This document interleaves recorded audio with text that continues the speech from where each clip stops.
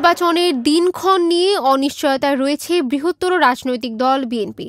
BNP মনে করছে, অনির্বাচিত ব্যক্তিদের হাতে দীর্ঘদিন ক্ষমতার লাগাম থাকলে সাধারণ মানুষের মুক্তি মিলবে না, দেশের কোনো সমস্যারই সমাধান হবে না। সরকার দেশকে নির্বাচনমুখী করতে না পারলে দেশবিরোধী নানা ধরনের অপপ্রচার ষড়যন্ত্র অব্যাহত থাকবে।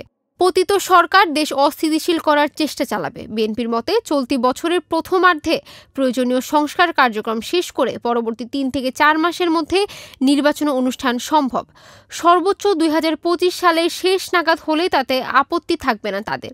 তবে নির্বাচন ২০২৬ সালে গেলে সেটি হবে দীর্ঘ সময়, যা মোটেও কাম্য নয়। চলতি বছরের ডিসেম্বর বা আগামী বছরের মাঝামাঝি পরবর্তী জাতীয় নির্বাচন হতে পারে বলে জানিয়েছেন অন্তর্বর্তী সরকারের প্রধান উপদেষ্টা অধ্যাপক ডক্টর মোহাম্মদ ইউনূস।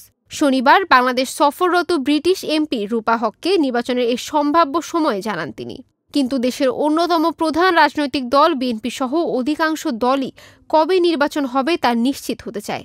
তারা বলছে, নির্বাচন নিয়ে জনমনে যে সংশয় তৈরি হয়েছে, প্রধান উপদেষ্টার এই ঘোষণায় তা কাটবে না।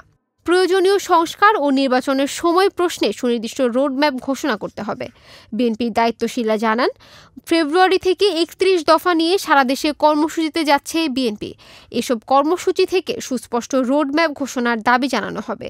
এছাড়া বিএনপির সমমনা দলগুলো নির্বাচনী রোডম্যাপ ঘোষণার দাবিতে সভা সমাবেশ অব্যাহত রাখবে।